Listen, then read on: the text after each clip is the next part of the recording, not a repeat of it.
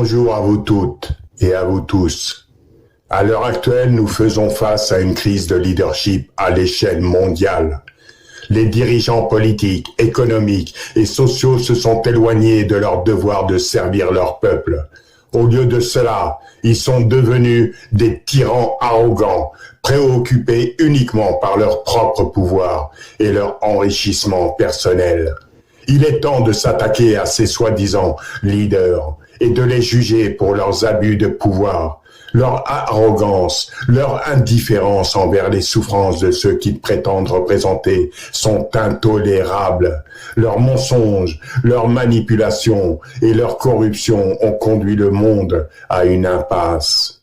Il est grand temps que nous, en tant que peuple, nous nous levions et mettions fin à cette tyrannie.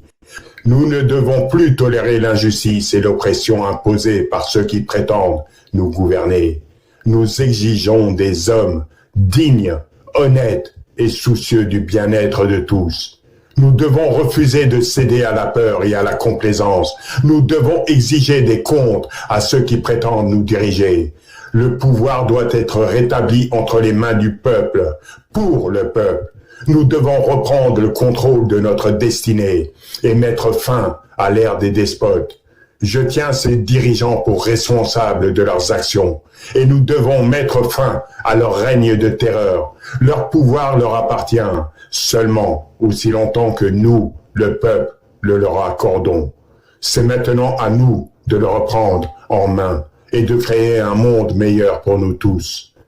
Non à la tyrannie, oui à la liberté. On doit se lever et briser les chaînes de l'oppression, se battre pour un avenir meilleur, pour nous-mêmes et pour les générations à venir. Le pouvoir ne doit pas corrompre, mais servir le peuple pour le bien de tous. Nous vivons chaque jour l'oppression retransmise de façon abjecte par la télévision, par des médias infects comme BFM, CNews et d'autres supports nauséabonds de diffusion. Voyez nos frères et nos sœurs de Palestine. Ils meurent chaque jour dans une résistance sanguine. Et que font les dirigeants du monde? C'est le silence qui habite ces immondes. L'appât du gain est leur seule motivation, car ils ont tous vendu leur âme en dévotion.